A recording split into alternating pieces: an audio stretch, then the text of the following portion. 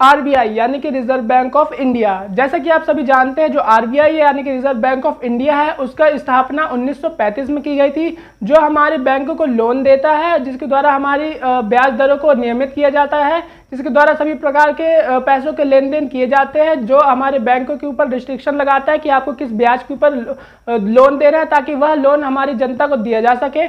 दोस्तों, जैसे कि आप सभी जानते हैं, जो हमारा आरबीआई है, उसने एक शॉर्ट नोटिस जारी किया है, नोटिफिकेशन जारी किया है, जिसमें विभिन्न पदों के ऊपर भर्ती निकाली जा रही है। यह भर्ती हमारी आरबीआई ग्रेड बी ऑफिसर की पोस्ट के ऊपर निकाली जा रही है। इसमें क्या एज लिमिट मांगी गई है, क्या एजुकेशन क्वालिफिकेशन रखा गया है, क्या एग्जाम को क्या सिलेबस को कवर करना पड़ेगा आपको, और एग्जाम में किस किस प्रकार की स्टेजेस रखी गई हैं, और आपको after selection initial in hand salary कितनी दी जाएगी, उसके बारे में आपको कंप्लीट डिटेल में मैं आपको वीडियो प्रोवाइड करवाऊंगा।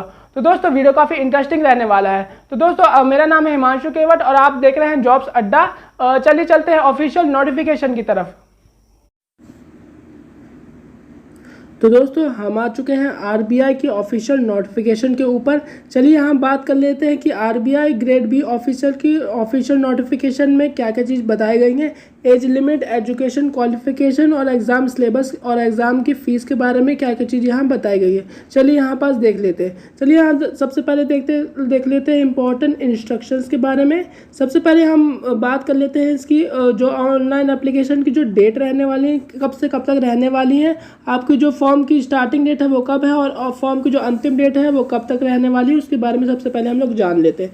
देखिए, सबसे पहले यहाँ पास लिखा हुआ है कि जो इसको ऑनलाइन रजिस्ट्रेशन की जो डेट है वो 9 मई से लेकर 9 जून तक रहने वाली है। यानी कि 9 मई 2023 से लेकर 9 जून 2023 तक इसके फॉर्म चलने वाले हैं। इसके लिए आपको लगभग 1 महीने का समय मिल जाता है ऑनलाइन रजिस्ट्रेशन करवाने के लिए।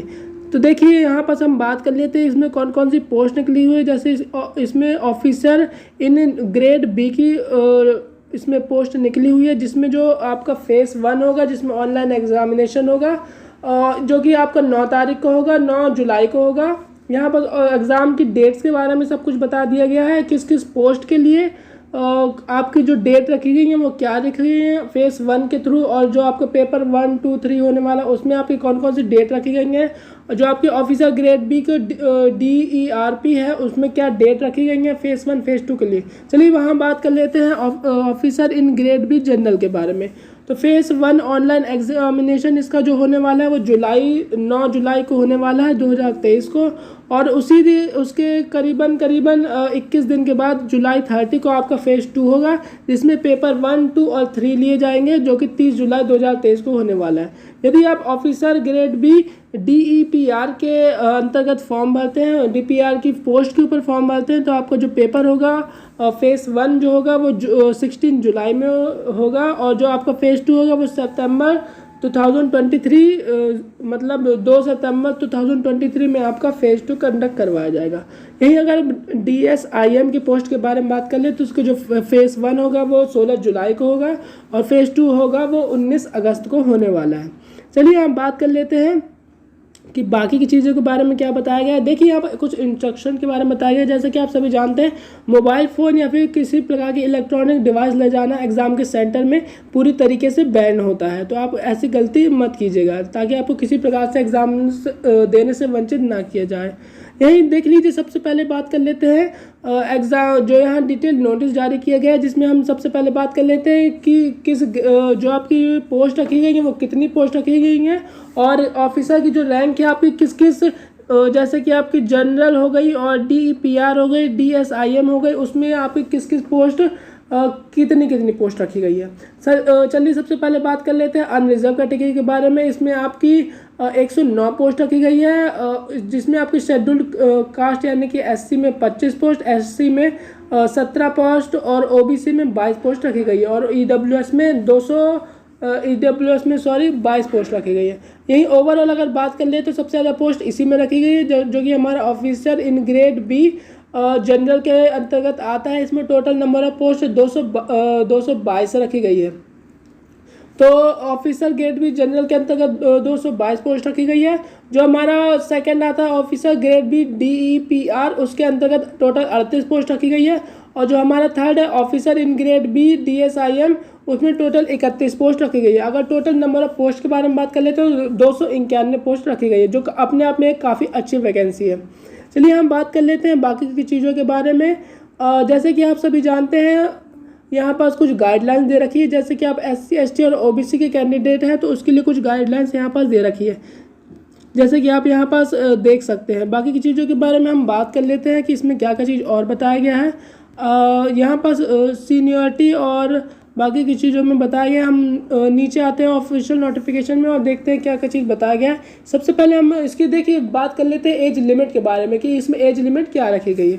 तो हमारी जो मिनिमम एज रखी गई है वो 21 साल रखी गई है और जो मैक्सिमम एज रखी गई है वो 30 साल रखी गई है। यानी कि जो कैंडिडेट 21 साल से 30 साल के अंतर्गत आते हैं जनरल कैटेगरी के, तो वो इस फॉर्म को आसानी से भर सकते हैं। और जैसे कि आप सभी जानते हैं एज लिमिट में कुछ एज रिलैक्सेशन दिया जाता है बाकी की सेंट्रल गवर्नमेंट वैकेंसीज की तरह, तो उसके बारे में भी हम लोग बात कर लेते हैं कि जो अगर आप OBC में आते हैं तो 5 साल का, OBC अगर में आते हैं तो आप 3 साल का, SC ST में आते हैं तो आपको 5 साल का एज में रिलैक्सेशन देखने को मिल जाएगा।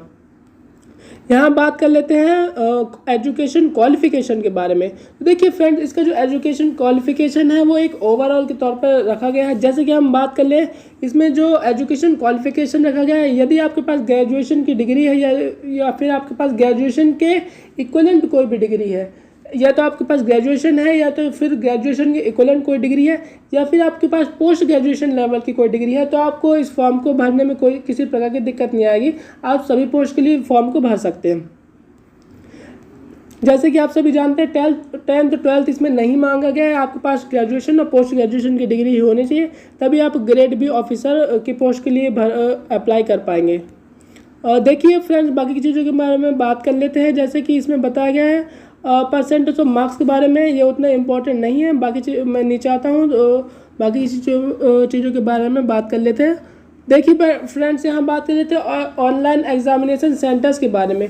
तो देखिए जो ऑनलाइन के एग्जामिनेशन के सेंटर्स हैं वो कुछ इस प्रकार रखे गए हैं। जैसे कि मैं आपको बता देता हूँ, अंडमान निकोबार से अगर आप बिलोंग करते हैं तो उसके लिए पोर्ट ब्लेयर, और या फिर जैसे आप मध्य प्रदेश के लिए बिलोंग करते हैं तो भोपाल, ग्वालियर, इंदौर, जबलपुर, सागर, उज्जैन रखा गया।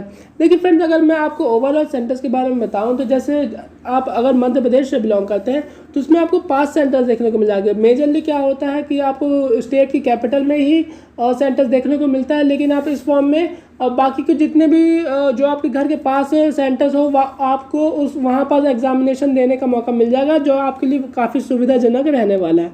इसमें आपको एग्जामिनेशन देने में किसी प्रकार की दिक्कत नहीं आएगी, आपको ईजिली आप एग्ज़ाम दे पाएंगे, आपको स्टेट की कैपिटल तक नहीं जाना पड़ेगा। देखिए फ्रेंड्स, बाकी के नेम ऑफ एग्जामिनेशन सेंटर्स के बारे में यहाँ पर बताया गया है। आप अपने यहाँ पर स्टेट देख सकते हैं कि आप किसी स्टेट से बिलोंग करते हैं, उसके बारे में बताया गया है। आप यहाँ ये जो आपकी फेस नहीं, जो आपकी 2nd और 3rd नंबर की पोस्ट है उसमें जो आपका एग्जामिनेशन सेंटर रहेगा वो आपकी स्टेट की कैपिटल में रहेगा, लेकिन जो फर्स्ट आपकी पोस्ट है जिसमें सबसे 12 पोस्ट रखे गए हैं, 222 पोस्ट, उसमें जो आपका नियरली आपके घर के पास कोई भी सेंटर होगा जहाँ पास गवर्नमेंट ऑथराइज सेंटर होगा वहाँ पास आप अपना एग्जामिनेशन देने जा सकते हैं। देखिए फ्रेंड, बात कर लेते हैं इसके फॉर्म फीस के बारे में। तो इसमें जो फॉर्म फीस रखी गई है वो SC ST या PWD दिव्यांग श्रेणी के अंतर्गत जो व्यक्ति आते हैं उसके लिए 100 रुपये की फ़ीस चार्ज की गई है, प्लस GST 18%, यानी कि ओवरऑल मान लीजिए आपको 150 रुपये इसमें फॉर्म फीस चार्ज की जाएगी। यदि आप जनरल OBC और EWS के अंतर्गत आते हैं तो आपको 850 प्लस GST यानी कि 1000 के समथिंग फॉर्म फीस चार्ज की जाएगी। यदि आप स्टाफ हैं, आप पहले से RBI में कार्यरत हैं, तो आपको किसी प्रकार की फॉर्म फीस चार्ज नहीं की जाएगी। देखिए फ्रेंड्स, बाकी की नोटिफिकेशन के बारे में ये सब कुछ बताया गया है। तो फ्रेंड्स, ये काफ़ी अच्छी वैकेंसी RBI में आपको ग्रेड B ऑफिसर बनने का मौका मिल रहा है, इससे बढ़िया बात क्या हो सकती है। तो आप फॉर्म को ज़रूर भर दीजिएगा। इसके लिए लगभग आपको अभी 15 से 20 दिन का समय बचा हुआ है, तो आप फॉर्म को ज़रूर भर दीजिएगा। तो दोस्तों, ये रहा डिटेल नोटिफिकेशन RBI के ऑफिशियल नोटिफिकेशन के ऊपर। अगर आपको किसी प्रकार की दिक्कत आती है तो आप मुझसे कमेंट बॉक्स में पूछ सकते हैं। अगर और SSC